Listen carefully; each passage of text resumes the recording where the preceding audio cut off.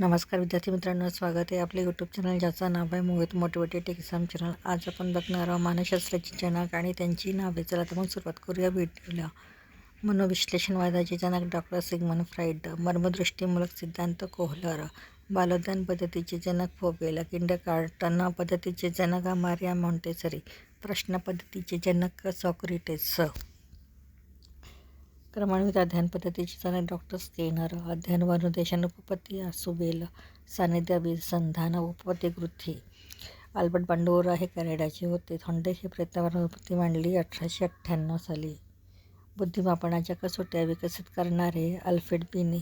शैशवावस्था कालावधी हा जन्म ते 5 वर्ष. उत्क्रांतिवादाचा सिद्धांत चार्ल्स डार्विन. मानवी मनाचा अबोधावस्थेत असणारा भाग हा 80% असतो. संघर्षाचे 3 प्रकार कर्ट लेव्हिन यांनी सांगितले आहेत. भावनिक बुद्धिमत्ता. चौथा घटक सहसंवेदना. व्यक्तीमध्ये एखादा निर्णय घेताना होणारी संभ्रमावस्था म्हणजे मानसिक संघर्ष. पूर्णत्वाकडून भागाकडे हे सूत्र कोणत्या अध्ययन पद्धतीवर आधारित आहे? समष्टिवादी. थॉर्नडाईकने सांगितले तिसरा अध्ययन विषयक नियम म्हणजे परिणामाचा नियम.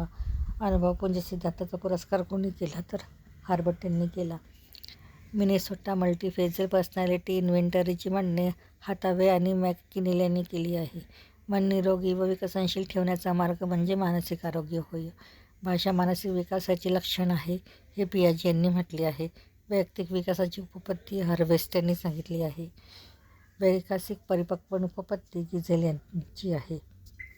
तर ही होती मानसशास्त्रज्ञाची जनक आणि त्यांची नावे. व्हिडिओ आवडल्यास व्हिडिओला लाईक करा, कॉमेंट्स करा, जास्तीत जास्त व्हिडिओ शेअर करा आणि चॅनलवर जर नवीन असाल तर चॅनलला सबस्क्राईब करायला विसरू नका.